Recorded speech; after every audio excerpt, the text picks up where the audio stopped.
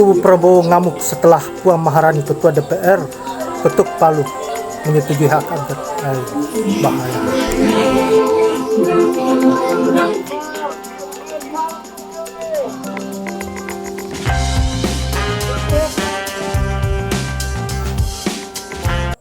Masinton, Pasar Ibu.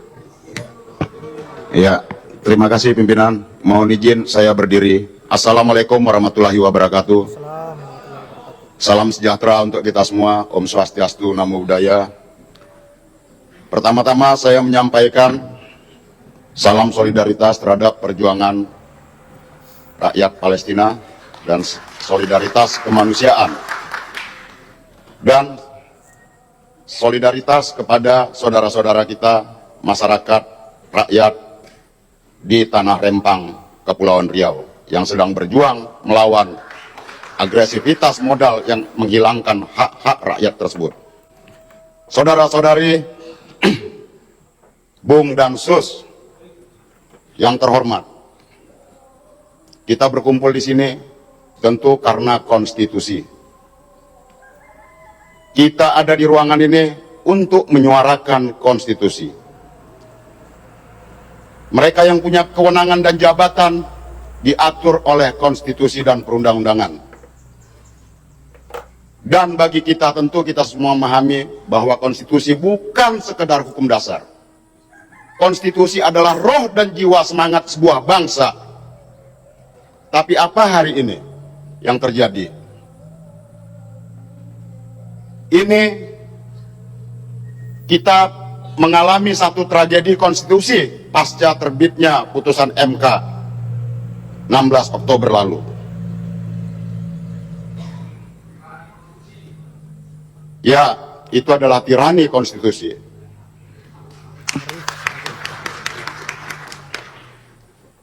Tentu bagi kita semua, Bapak Ibu kita yang hadir di sini, sebagai roh dan jiwa bangsa kita, konstitusi harus tegak. Dia tidak boleh dipermainkan atas nama pragmatisme politik sempit tersebut. Saya berdiri di sini bukan atas kepentingan partai politik, juga tidak bicara tentang kepentingan calon presiden maupun calon presiden. Saya tidak bicara tentang calon presiden saudara Anies dan saudara Muhaimin Iskandar. Saya tidak bicara tentang Pak Ganjar dan Prof Mahfud. Saya juga tidak bicara tentang Pak Prabowo beserta pasangannya. Tapi saya bicara tentang bagaimana kita menjaga mandat konstitusi, menjaga mandat reformasi dan demokrasi ini. Ini kita berada dalam situasi yang ancaman terhadap konstitusi kita, Bapak Ibu.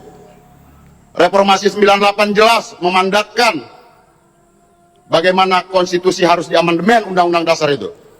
Masa jabatan presiden harus dibatasi. Bagaimana kita mengeluarkan TAP MPR nomor 11 tahun 98 tentang penyelenggaraan negara yang bebas dari KKN, kolusi, korupsi, dan nepotisme. Dan kemudian berbagai produk undang-undang turunannya. Tapi apa yang kita lihat? Putusan MK bukan lagi berdasar dan berlandas atas kepentingan konstitusi. Putusan MK itu lebih pada putusan kaum tirani, saudara-saudara. Maka kita harus mengajak secara sadar, dan kita harus sadarkan bahwa konstitusi kita sedang diinjak-injak. Kita harus menggunakan hak konstitusional yang dimiliki oleh lembaga DPR. Saya, Pak Ibu Ketua saya, Masinton Pasar Ibu, anggota DPR RI dari daerah pemilihan DKI Jakarta.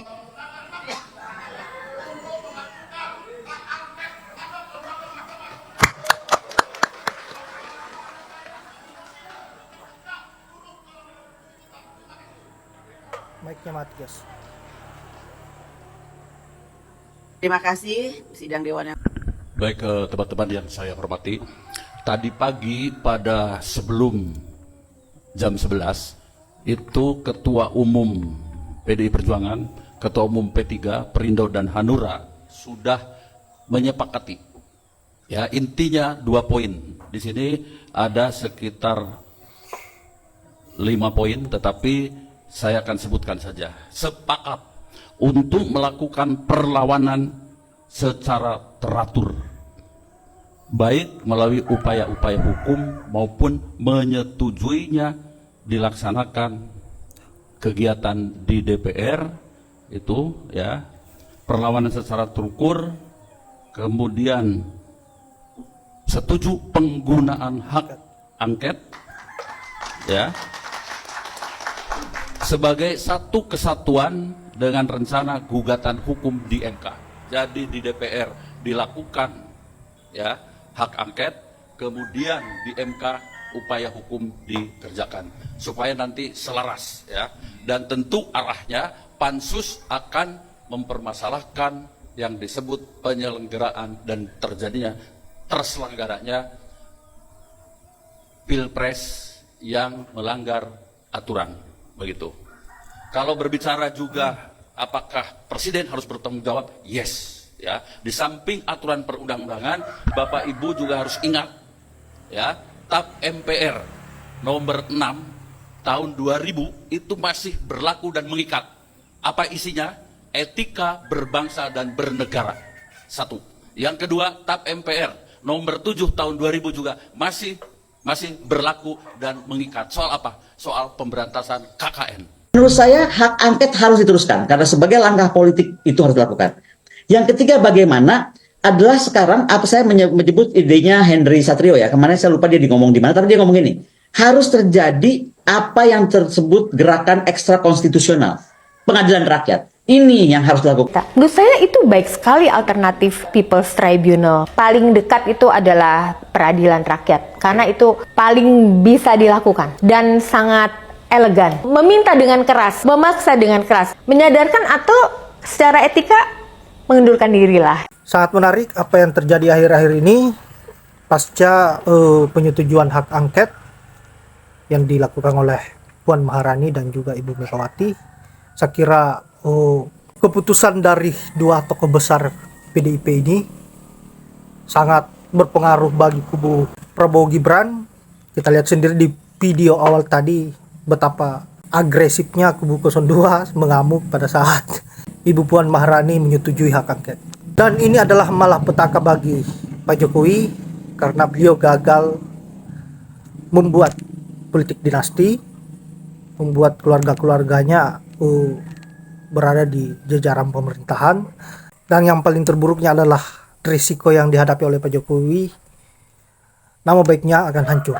Saya kira pilpres di 2024 ini memang pilpres yang sangat brutal semenjak berdirinya negara kita, semenjak adanya demokrasi di negara kita yang tercinta, dan inilah yang paling parah di tahun 2024. Baiklah, saya kira hanya itu. Kita berharap agar apa yang menjadi harapan rakyat Indonesia bisa terwujud, hak angket bisa ditegakkan, dan tentu kita akan menunggu hasil kedepannya seperti apa. Saya akhiri dengan ucapan wallahul muwaffiq ila aqwamit thoriq. Assalamualaikum warahmatullahi wabarakatuh.